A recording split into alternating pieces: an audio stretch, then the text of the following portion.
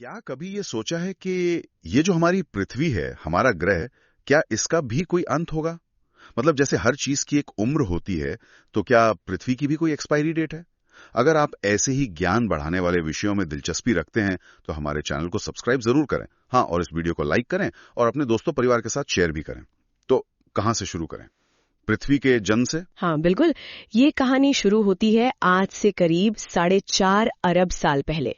तब हमारा सूरज बिल्कुल नया था और उसके चारों ओर धूल और गैस का एक घेरा था, जिसे कॉस्मिक डस्ट कहते हैं। अच्छा। उसी धूल और गैस के कणों के आपस में जुड़ने से ग्रेविटी के कारण हमारी पृथ्वी बनी। 4.5 अरब साल पहले? और शुरू में कैसी थी ये? मतलब आज जैसी तो नहीं होगी? बिल्कुल नहीं। शुरू में तो ये एक, आप कह सकते हैं, आग का गोला थी। पिघली हुई चट्टानें, उबलता हुआ लावा। पृथ्वी की सतह ठंडी हुई, सख्त हुई, फिर ज्वालामुखी फटने से जो गैसें निकलीं, उनसे वायुमंडल बना और पानी जमा हुआ और महासागर बन गए। हाँ, विशाल महासागर। और मजे की बात यह है कि इन्हीं महासागरों में जीवन की पहली चिंगारी फूटी। जीवन की शुरुआत मतलब वो छोटे माइक्रोब्स? बिल्कुल। पहले बहुत छोटे जीव, माइक्रोब्स, फिर धीरे धीरे पौधे, फिर बड़े जानवर जैसे डायनासोर, और बहुत बाद में हम इंसान आए। तो ये एक पूरी यात्रा रही है। लेकिन आपने कहा कि जैसे जीवों का जीवन चक्र होता है, ग्रहों का भी होता है। सही कहा। पृथ्वी हमेशा ऐसी नहीं रहेगी। इसका भविष्य जो है वो सीधे सीधे हमारे सूरज से जुड़ा हुआ है। सूरज से? कैसे? सूरज तो हमें जीवन देता है। हाँ, देता है। सूरज ही हमें रोशनी, गर्मी, एनर्जी देता है। इसी की वजह से पृथ्वी पर जीवन पनपा है, इसमें कोई शक नहीं। तो फिर? लेकिन यही सूरज जो आज जीवन दाता है, एक दिन इसी पृथ्वी के अंत का कारण भी बनेगा। ओह, ये कैसे होगा? देखिए, सूरज भी एक तारा है और तारों की भी एक उम्र होती है। हमारा सूरज अभी अपनी आधी उम्र जी चुका है, करीब 4.6 अरब साल। आधी उम्र? हाँ, और ये चमकता कैसे है? इसके कोर में, यानी एकदम अंदरूनी हिस्से में, हाइड्रोजन गैस लगातार हीलियम में बदल रही है। इस प्रोसेस को न्यूक्लियर फ्यूजन कहते हैं। हाँ, सुना इसके बारे में। इसी फ्यूजन से बेहिसाब एनर्जी निकलती है। लेकिन ये हाइड्रोजन जो इसका ईंधन है, वो हमेशा तो नहीं रहेगा ना। मतलब ये ईंधन खत्म हो रहा है? बिल्कुल। धीरे धीरे करोड़ों सालों में ये हाइड्रोजन ईंधन कम होता जा रहा है। तो जब ये ईंधन खत्म होने लगेगा, तब क्या होगा? क्या सूरज बुझ जाएगा? बुझेगा नहीं, बल्कि उसका रूप बदलेगा। वैज्ञानिक मानते हैं कि अब से लगभग 5 अरब साल बाद। 5 अरब साल? काफी समय है वैसे तो। हाँ, बहुत समय है। पर तब सूरज में बड़े बदलाव आएंगे। जब कोर में हाइड्रोजन खत्म होने लगेगा तो कोर सिकुड़ेगा, लेकिन उसकी बाहरी परतें वो फैलना शुरू कर देंगी। फैलना शुरू करेंगी? कितना फैलेंगी? बहुत ज्यादा। सूरज फूलकर एक विशाल लाल गोले जैसा बन जाएगा। इसे वैज्ञानिक रेड जायंट या लाल दानव तारा कहते हैं। Red giant? हाँ, और यहाँ बात थोड़ी डरावनी हो जाती है। क्यों? क्योंकि ये इतना बड़ा हो जाएगा कि शायद हमारे सौर मंडल के पहले 2 ग्रह, बुध यानी मर्क्यूरी और शुक्र यानी वीनस, उनको तो ये निगल ही जाएगा। निगल जाएगा। और पृथ्वी का क्या होगा? पृथ्वी का मुश्किल है क्या ना? पूरी संभावना है कि या तो पृथ्वी भी इसी में समा जाए। ओ नहीं। या फिर सूरज के इतने करीब होने की वजह से इतनी ज्यादा गर्मी होगी कि पृथ्वी पूरी तरह से जलकर राख हो जाएगी। बाप रे, ये तो बहुत भयानक भविष्य है। हाँ, है तो। लेकिन इसमें एक और पहलू है जो शायद और भी पहले असर डालेगा। इससे भी पहले? रेड जायंट बनने से पहले? हाँ। देखिए, सूरज के रेड जायंट बनने में तो अभी 5 अरब साल है, लेकिन उससे काफी पहले ही, शायद अब से 1 या 2 अरब साल में ही, हाँ, सूरज धीरे धीरे और ज्यादा गर्म और चमकदार होता जाएगा। ये उसकी उम्र बढ़ने का नेचुरल प्रोसेस है। अच्छा, तो सूरज और गर्म होगा, इसका क्या असर होगा पृथ्वी पर? इसका असर बहुत बड़ा होगा। ये एक तरह की चेन रिएक्शन शुरू कर देगा। सबसे पहले बढ़ते तापमान से हमारे महासागर वो उबलना शुरू कर देंगे। उबलना मतलब सारा पानी? हाँ, भाप बनकर उड़ने लगेगा। हमारा नीला ग्रह धीरे धीरे सूखने लगेगा। वायुमंडल में पानी की भाप बहुत ज्यादा हो जाएगी। इससे तो सब गड़बड़ हो जाएगा। बिल्कुल। इससे हवा में कार्बन डाइऑक्साइड का संतुलन बिगड़ेगा। ज्यादा गर्मी और बदलते माहौल में पेड़ पौधे जिंदा नहीं रह पाएंगे। पौधे मर जाएंगे? हाँ, और जब पौधे खत्म होंगे तो ऑक्सीजन कौन बनाएगा? ओह, ऑक्सीजन साइकिल।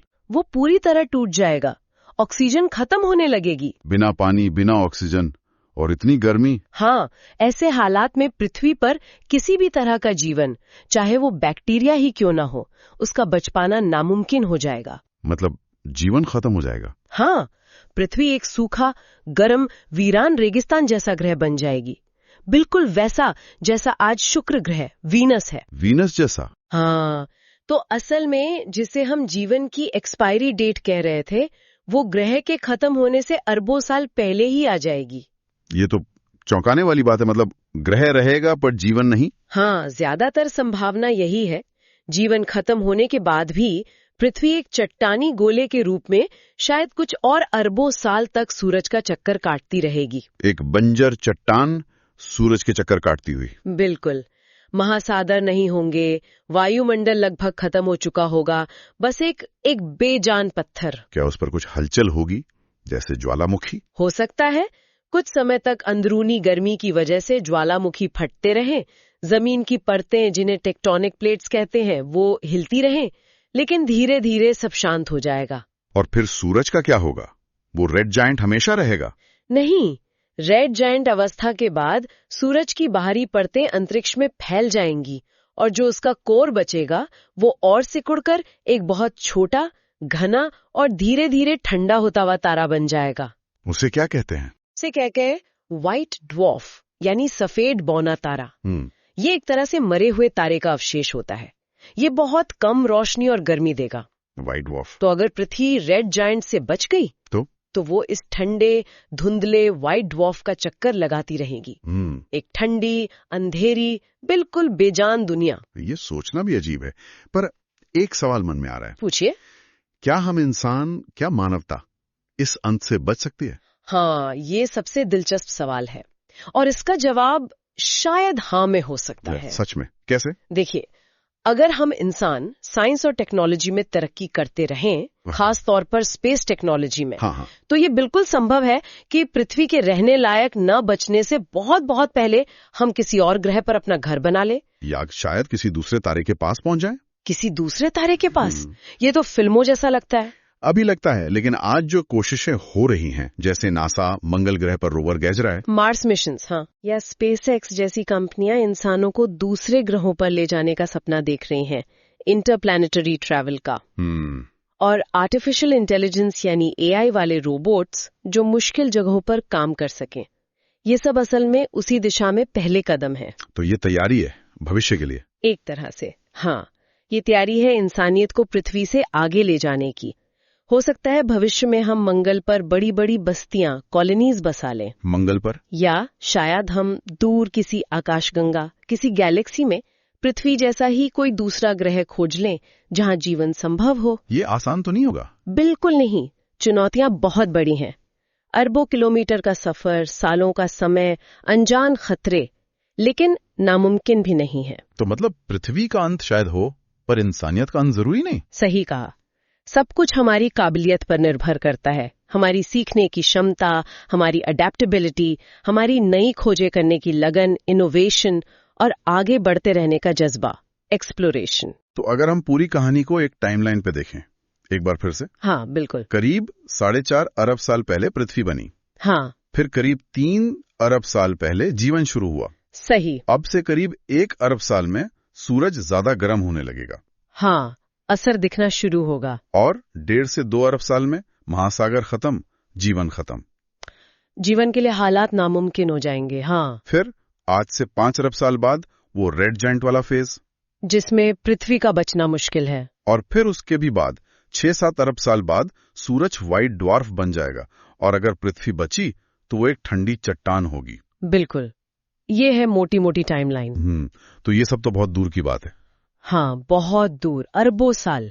इसीलिए ये भविष्य की चिंता अपनी जगह है, लेकिन हमें आज की जिम्मेदारी को नहीं भूलना चाहिए। आज की जिम्मेदारी बता? मतलब ये कि पृथ्वी का प्राकृतिक अंत भले ही अरबों साल दूर हो, लेकिन हम इंसानों की वजह से जो खतरे आज पृथ्वी झेल रही है वो कहीं ज्यादा नजदीक है। आप प्रदूषण, क्लाइमेट चेंज की बात कर रही हैं? हाँ, पोल्यूशन, क्लाइमेट चेंज, जंगलों का कटना यानी डिफॉरेस्टेशन, पानी और दूसरे रिसोर्सेज का जरूरत से ज्यादा इस्तेमाल, ये सब हमारी पृथ्वी को बहुत जल्दी रहने लायक नहीं छोड़ेंगे। सही बात है। तो हमारी आज की सबसे बड़ी जिम्मेदारी ये है कि हम अपने इस घर को इन खतरों से बचाएं।